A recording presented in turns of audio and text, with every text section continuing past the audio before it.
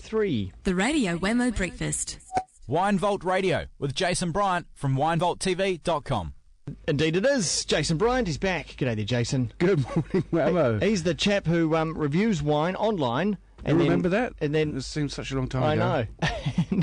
And he videos it, and it goes up on his website, winevaulttv.com. Soon to be seen on every single screen. You reckon? Why not? Why not? Yeah, exactly. Why not? And hopefully kind of a bit better kind of presentation than what I just gave you about my new piece of technology that failed. What was your idea? To have a pen that recognised in print media links or articles, and so I could just scroll across it like a ballpoint type thing. Yeah. So it would pick up that information, and then later I could put it into my computer and see the link. You said just take a picture of it. Yeah, well, and the photo would automatically recognise the link. The link, yeah. Much like with PDF documents, it will recognise inside a PDF document a link that you can click on as well. Yeah. Yeah, I know. It's much better idea.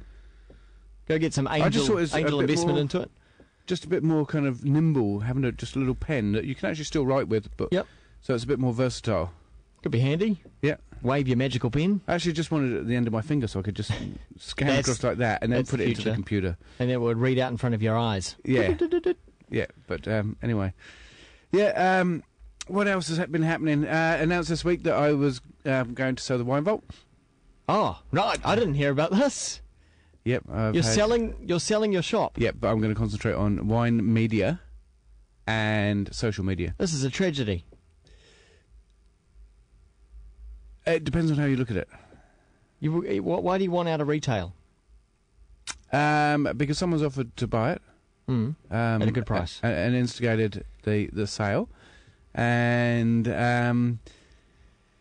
I just see me focusing more and more on wine commentary and social media.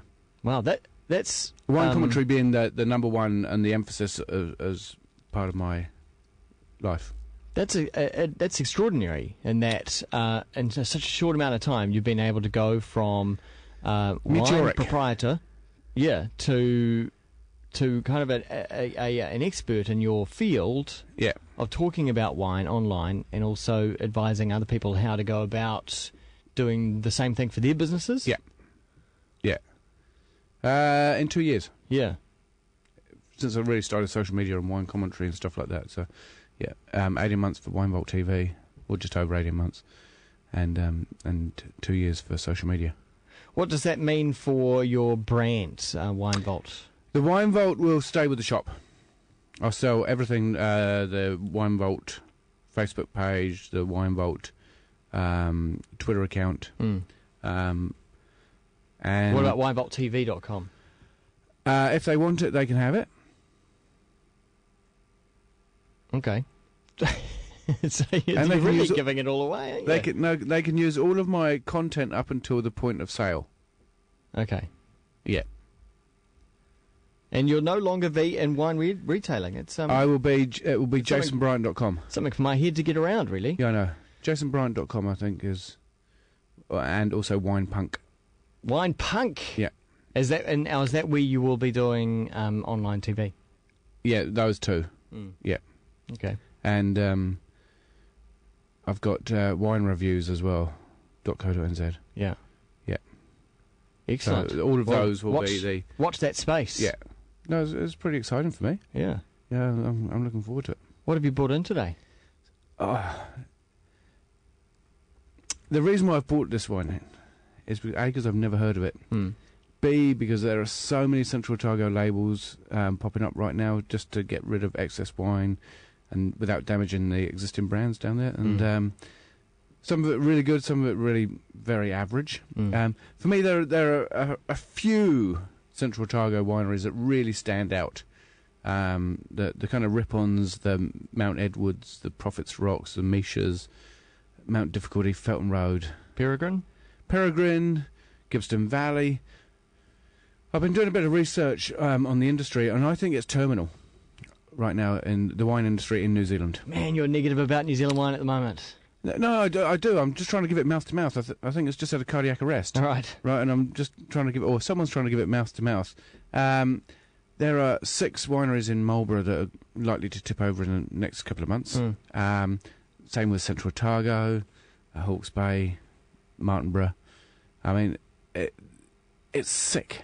I mean, we've got to give it a shot of antibiotics or something like that. And I just don't think that people are doing enough about it. But so I'm a bit worried about it. So where does this bottle fit in? And also, I think there's a real conflict between... Because these wineries are going to get really, really desperate. They're going to start using social media. That is then going to impinge on... Because you've got to be desperate to use social media. No, I think that they'll go to that because then they won't be able to afford any kind of marketing at all. Yeah. They'll go to that to try to sell wine through those mediums, which will really annoy traditional retail outlets. And it may also impinge on their ability to sell through grocery supermarkets. And so I think there's going to be a real conflict on the landscape, and I think it's looming in the very near future. Okay. And so I think kind of someone needs to kind of do something about that, settle everybody down, chill everyone out, everybody out, and make sure that they've got a strategy and it's not just a knee jerk. Concentrate on quality would be good. Absolutely. So this is Eve. Now I don't like the label for a start. I think the label's dreadful. It's very New World. It doesn't speak of anything like. It's very neon. Yeah, it is. It's 08 Central Otago Pinot Noir. The Sound of Romance. Yeah. As I do that. But just from pouring it, it's quite extracted. 2008 means it's had a little bit of time in the bottle. Yeah, a couple of years. It looked quite dark when I poured it then. It's actually quite light. It's actually quite light. Quite fruity already. I've even got my nose in it, but just in the studio here.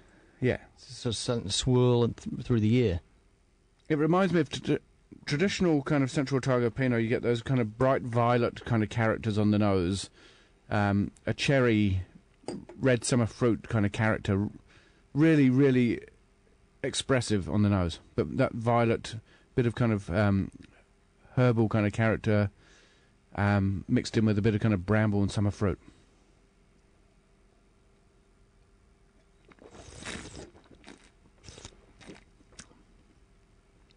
Whoa, quite acidic. Very acidic.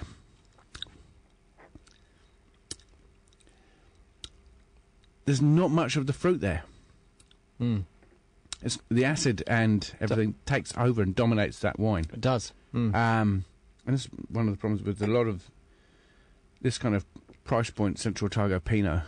Expect a Pinot that's been in the bottle for a couple of years like that to have mellowed out a little bit. Yeah, this hasn't. This is kind of like, this is quite taut and tight and angry. It is. In a bottle. But like the industry at the moment. Yeah, exactly. It's fighting. This is the industry in the bottle. It doesn't know what it wants to do and be. Regardless, it is nice to discover something new from Otago like this. Yeah, I mean, this is just one of the many hundreds of bottles of Central Otago Pinot that you'll see under different labels, kind of, and some wineries put out and pump out quite a few labels. Because the thing is here that Pinot from Otago got a great reputation a few years ago. Rightly so, yeah. And so a lot of people have just gone and planted it up. Yeah. Right. But there's some big wineries kind of on the line down there, you know, and mum and dad investors who have put all their savings into a vineyard down there. Times are tough. The overseas market's contracted. Everybody's putting their eggs in the basket with China. I've got a cool concept of going to Vietnam because they already know how to drink wine because of their French kind of heritage and ancestry. True. Right? There's 90 million of them. Right? So it's bigger than the UK. And they drink wine. Okay. Vietnam, there's perhaps a potential untapped market there for the wine I industry. don't know what we're doing there, but... Just before you go... 85 points? 85 points? Yeah, it's okay. Okay. So, yeah. I just want to get a little bit of advice. If someone was wanting to plant something in their backyard now, a little vine, perhaps they might want to, make a... Legal vine? A legal vine. Okay. Yeah. Yeah. to, perhaps make bottle. They can make a couple of bottles out of. Is now the time to plant? Right now? Yeah, not too far off the time because the soil's wet enough, so the roots will be able to go down and penetrate. And if you because most of them that you see right now, though, I mean, they're really small. They're chopped right back to the almost to the roots, really. What will you get by February? Will it? In the first 2 years, you won't get anything. Okay. Right. And then third year, you get your crop. But one of the things that for every kilo of grapes, and kilo is quite a lot. Yeah. You, on average, get a bottle of wine.